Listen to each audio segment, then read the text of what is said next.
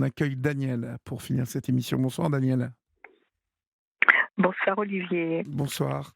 Alors Daniel, on s'est parlé il y a quelques semaines, maintenant quelques mois même.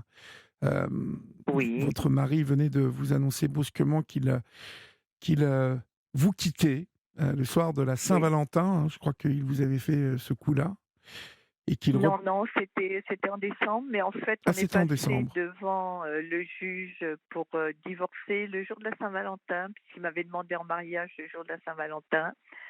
J'ai insisté pour que ce soit ce jour-là. On pouvait passer le lendemain, mais j'ai dit non, non, non, non. Est-ce que vous avez un kit main Non, libre ou c'est- vous avez un kit main libre ou un haut-parleur là en fait? oui, attendez, ouais, c'est mieux comme ça. Oui, c'est mieux comme ça, beaucoup mieux comme ça. D'accord. Euh, donc nous avons non en fait c'était juste avant Noël, donc il m'a annoncé cette nouvelle pour moi terrible que j'ai pris comme un gros tsunami. Vraiment, je n'avais pas la moindre idée. C'était vraiment la dernière chose. J'avais une telle confiance en lui. C'était l'amour de ma vie, enfin le dernier amour, celui que je pensais être le dernier amour. Et Oui. c'est vraiment c'est toujours horrible, mais là, sur le plan administratif et juridique, donc je suis divorcée depuis nous sommes passés le 14 février et le divorce a été prononcé le 24 février. La maison est vendue depuis vendredi dernier, mais par contre, je n'arrive pas du tout à trouver à me reloger. Et ça, c'est une catastrophe. Absolument pas, Pourquoi absolument ça? pas. Vous n'avez pas, vous avez les fonds nécessaires pourtant pour vous reloger. J'ai les fonds nécessaires, mais c'est pas aussi simple que ça. Enfin, je n'ai pas les fonds suffisants pour acheter. La moitié d'une maison ne me permet pas, dans le contexte immobilier actuel, de racheter où je veux racheter, c'est-à-dire près d'un de mes enfants, parce que partir, si je peux racheter un appartement en Corrèze, j'adore la Corrèze, mais pas toute seule, pas toute seule. Euh, euh, et je ne peux donc rien acheter à Angers qui est excessivement cher, où j'ai un de mes fils handicapés qui habite. Je ne peux rien acheter à Pézenas non plus parce que c'est une ville qui est aussi relativement chère. Et en plus, c'est une ville ancienne, touristique, qui n'est pas très très facile pour la malvoyance. Euh, Ce sont des vieux immeubles avec des petits escaliers tordus que je ne peux pas monter. Euh, Pas au niveau des jambes, hein, parce que ça, il n'y a pas de problème, mais au niveau de la vue, c'est très très dangereux. Et en plus, c'est dangereux pour mon chien aussi. Donc ça, je ne peux pas. Au niveau location, eh ben, je suis enfermée. J'ai une retraite française et une retraite anglaise, puisque j'ai vécu et travaillé 30 ans en Grande-Bretagne. Euh, En France, je suis obligée de déclarer cette retraite anglaise au fisc qui me taxe sur ma retraite française et sur ma retraite anglaise.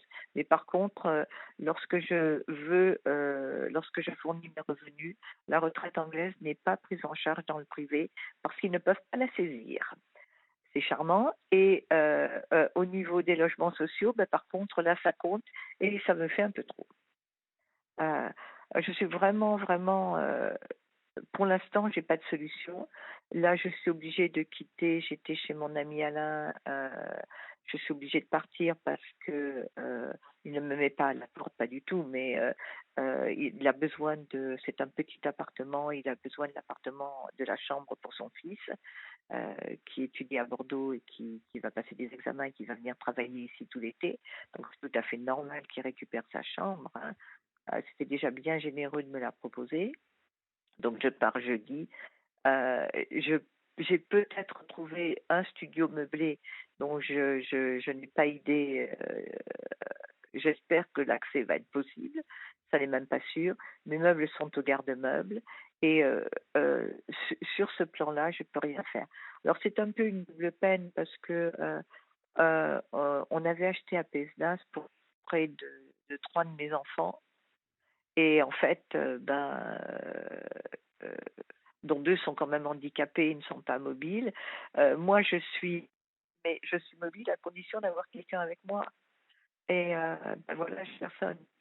Euh, donc, c'est difficile. C'est très très difficile.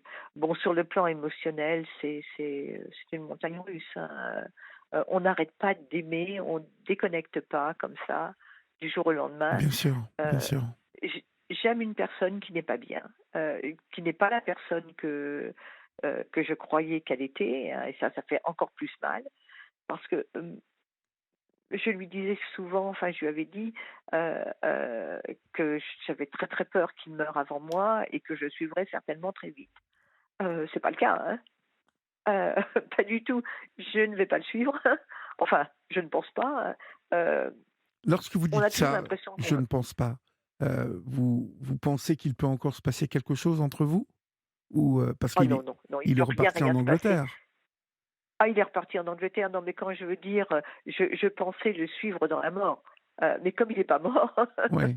je vais pas mourir. Même si on a le cœur brisé, heu, on ne meurt pas facilement de chagrin. Par contre, j'ai eu des très, très gros problèmes là, puisque disons que j'ai 2 handicaps. Enfin, la malvoyance, ça c'est j'ai une maladie de Crohn et là, ça s'est mis à flamber. J'ai failli être, opérée en urgence. Enfin, ça a été affreux.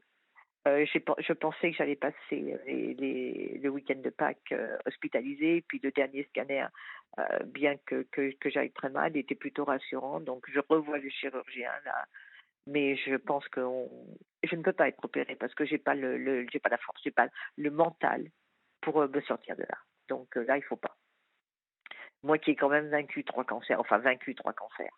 Ils se sont bien vaincus tout seuls grâce à, de bons spécialistes et parce qu'il était certainement pas très agressif. Heu, là, j'ai pas la force d'aller pour ce type d'opération toute seule, sans quelqu'un, qui me tient la main, j'ai pas la force. Donc, on va essayer de repousser ça, le plus possible et bon, je pense que si j'avais une vie plus stable et si, émotionnellement j'étais mieux, heu l'intestin se calmerait, hein. Parce que c'est un deuxième cerveau et là, voilà.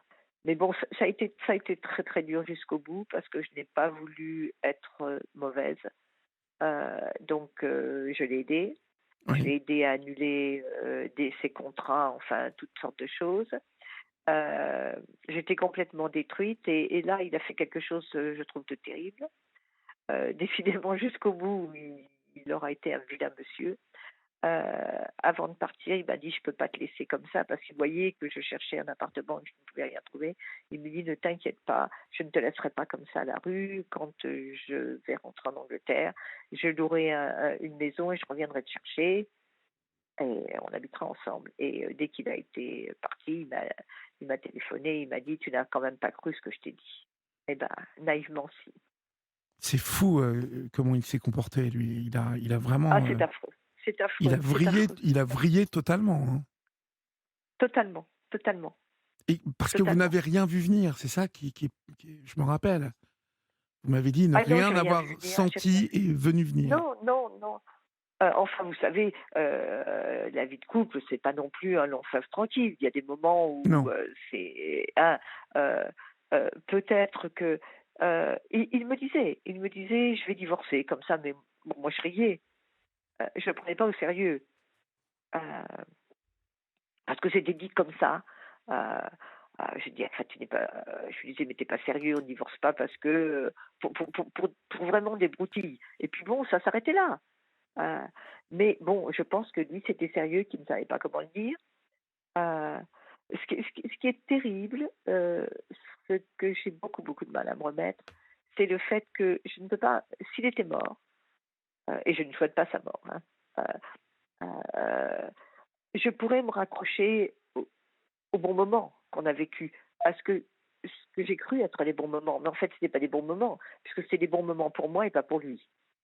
Heu heu Donc j'ai l'impression qu'il a tout sali, tout sali, tout détruit. Et ça c'est quand même très, très dur parce qu'il y a quand même eu 8 ans, hein. Bien Heu sûr. et puis qui m'avait redonné l'énergie quand même, hein. J'étais un petit peu éteinte heu, quand nous nous sommes rencontrés et là, heu, c'était reparti. Et là, à nouveau, je suis complètement au fond du trou, vraiment au fond du trou. Alors, j'ai pas envie d'y rester, hein, j'ai pas envie d'y rester, mais j'ai peu ou pas d'amis, heu, parce que, bah, quand on vieillit, c'est comme ça, hein. J'ai perdu ma meilleure amie, une autre a Alzheimer, et puis j'ai beaucoup bougé, donc j'ai des amis dans d'autres pays, mais c'est pas pareil. Ce sont des amis, c'est un coup de téléphone, c'est pas pareil. Heu Mes enfants, ben, je ne peux pas trop compter dessus, j'ai besoin de les voir, de les entendre et tout, mais eux ne peuvent pas nécessairement m'aider puisqu'ils ont des gros problèmes psychologiques. J'ai une fille qui n'en a pas, mais comme c'est la seule qui n'a aucun problème, je pense qu'elle est un peu submergée, nous n'avons pas de très bon rapport. Je crois qu'elle m'en veut, heu, Elle vous en veut de quoi? elle m'en veut d'être partie en Angleterre parce que c'est la seule qui ne nous a pas rejoints. Elle était adulte, hein, quand je suis partie. Ça, elle n'a pas vraiment pardonné ce départ.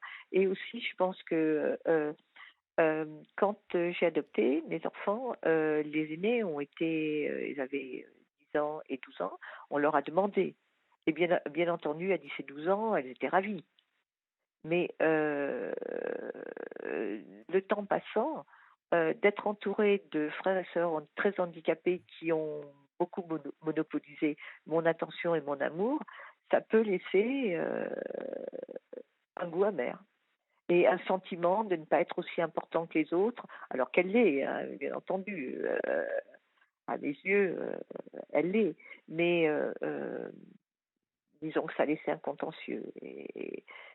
Par contre, elle aide son frère, hein, un de mes fils va Oui, déménager qui a des demain. soucis, votre fils a des Oui, oui, soucis. et elle sera présente, elle l'aide.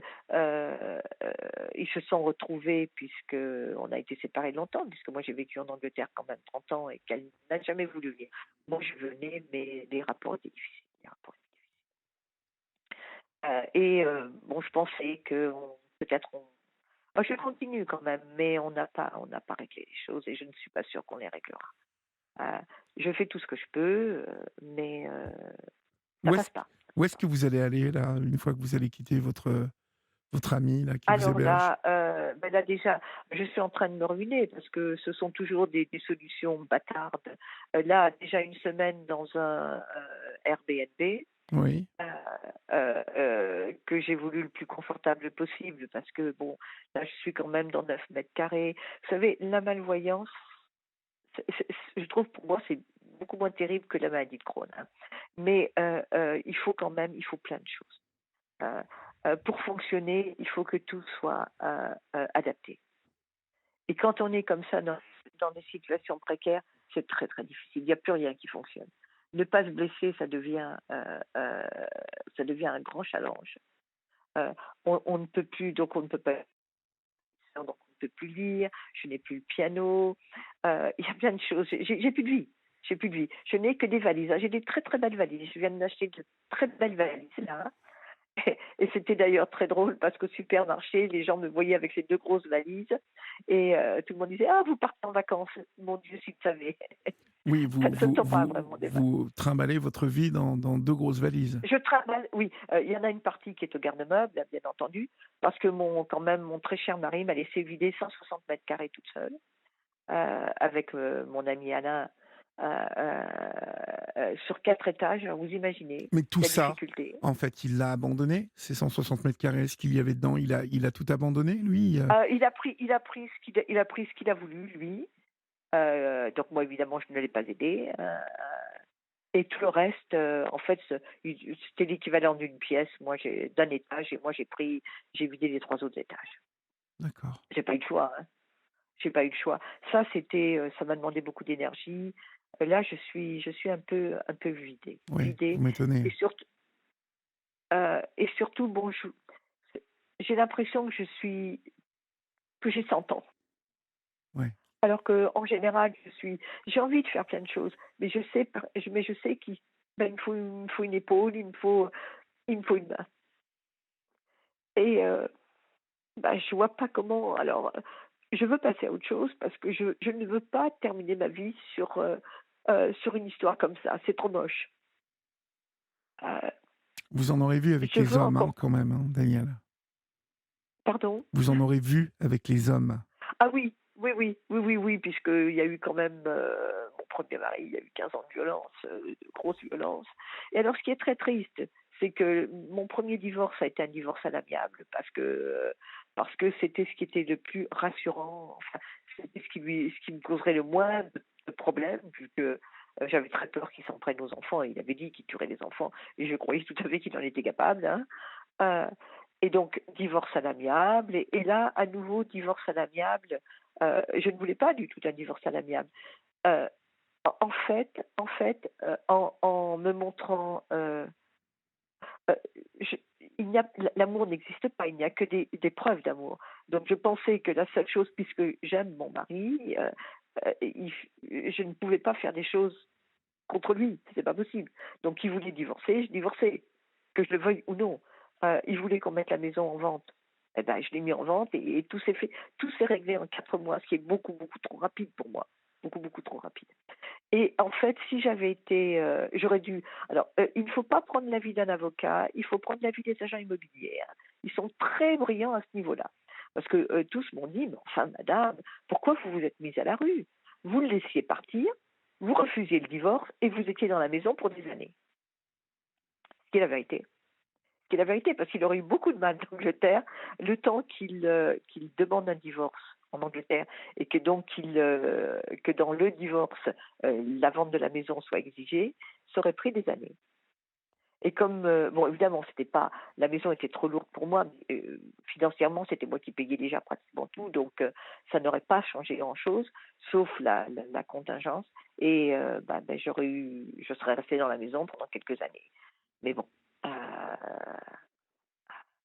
moi j'ai pensé que bon, il fallait faire les choses correctement. Les choses correctement, quand on vous dit qu'on ne vous aime plus, heu heu, forcément on va avoir besoin de l'argent qui a été mis dans la maison, hein, heu Bien sûr. et voilà. Bon, d'un autre côté, je ne veux pas me mettre à son niveau de méchanceté, heu et de manque de compassion, de manque d'empathie. C'est ce qui est juste terrible, c'est que je ne reconnais pas la personne Que vous avez que j'ai rencontré. aimée, que j'ai Oui. épousée, Mmh. voilà, et que là, par contre, le changement s'est fait du jour au lendemain. La personne depuis qu'il m'a fait cette décision est tout à fait différente. Tout à fait, tout à fait. Du jour au lendemain, c'est C'est fou. et là je comprends pas. C'est plus difficile à accepter parce que je comprends pas. Oui. Bon alors, Et vous n'aurez pas d'explication, de plus ample j'aurais pas explication, d'explication, c'est fini. non, non, je n'aurais pas d'explication et si j'en avais, ce serait n'importe quoi. On ne peut plus je ne peux plus lui faire confiance, on ne peut plus parler comme on parlait librement, on parlait de tout, heu, je croyais qu'on parlait de tout. C'est ça. C'est qu'en fait, j'ai vécu 8 années, 8 années complètement fausses, complètement dans le mensonge.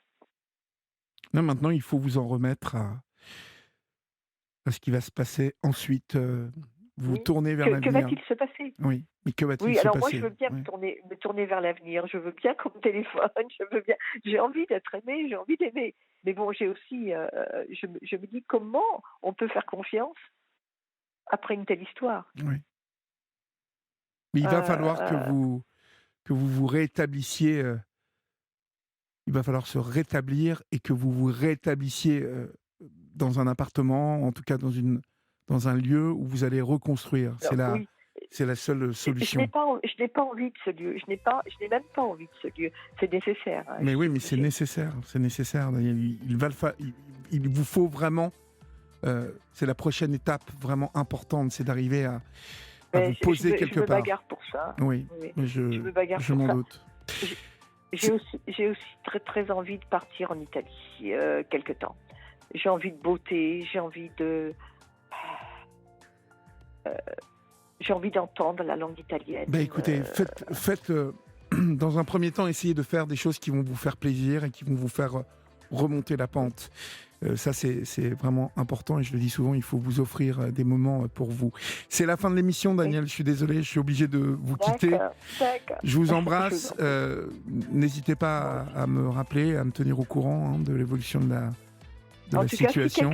si quelqu'un part en Italie et peut m'aider avec mon chien guide, parce que c'est très difficile de partir avec un chien guide, c'est très très difficile, hein, il faut beaucoup de matériel et tout, eh bien, qu'il n'hésite pas. Hein. Écoutez, si on a quelqu'un qui nous appelle, on vous transmettra tout ça, bien évidemment. Je vous embrasse bien fort, Daniel, et courage à vous. Merci. Au revoir. Merci. Au revoir, Au revoir. Daniel.